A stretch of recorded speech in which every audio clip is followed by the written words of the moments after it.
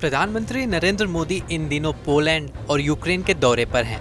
वहीं पोलैंड की यात्रा खत्म कर पीएम मोदी एक दिन या यूं कहें कि कुछ घंटे के यात्रा पर यूक्रेन पहुंच गए हैं। भारत के डिफेंस पार्टनर में से एक यूक्रेन का यह दौरा भारत के लिए कई मामलों में खास है। पहला ये कि इससे ठीक 6 हफ्ते पहले मोदी रूस गए थे, जिसके साथ यूक्रेन पिछले 2.5 साल से जंग लड़ रहा है।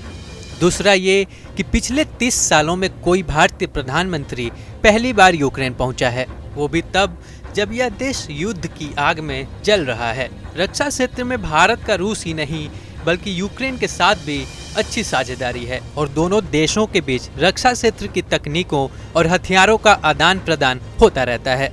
इन हथियारों में सबसे खास है यूक्रेन की हवा से हवा में मार करने वाली R-27 मिसाइल, जिसका इस्तेमाल भारत में एयरफोर्स अपने Su-30 MKI फाइटर में कर रही है।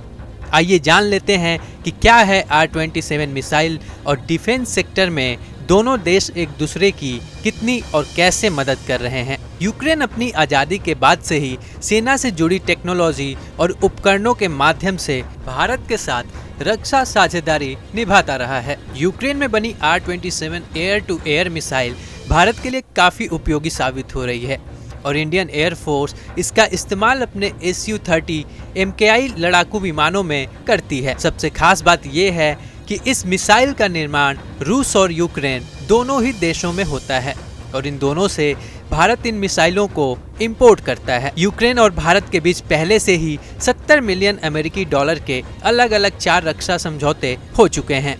इनमें यूक्रेन की ओर से R-27 मिसाइल की सप्लाई भी शामिल है।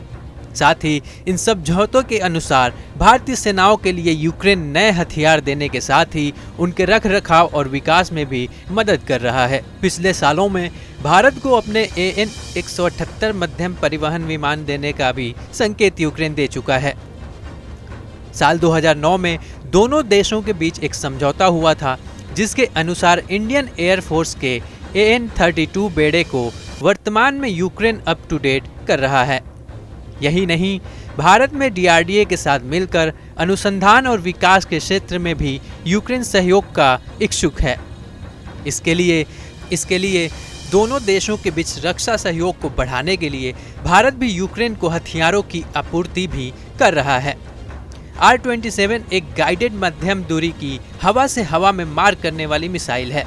इस मिसाइल का डिजाइन अप्रैल 1962 में बनाया गया था और उत्पादन 1986 में शुरू हुआ था।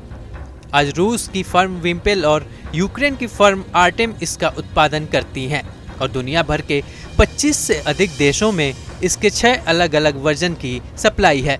इस मिसाइल का इस्तेमाल सभी तरह के लड़ाकू विमानों में हो सकता है।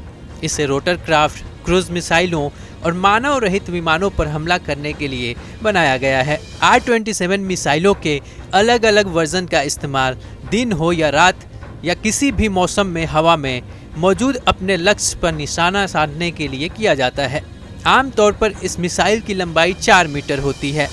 वहीं इसका वजन 253 किलोग्राम है और इसके एक वर्जन R-27R1 को 25 किलोमीटर की ऊंचाई से लेकर 60 किलोमीटर की दूरी तक लॉन्च किया जा सकता है।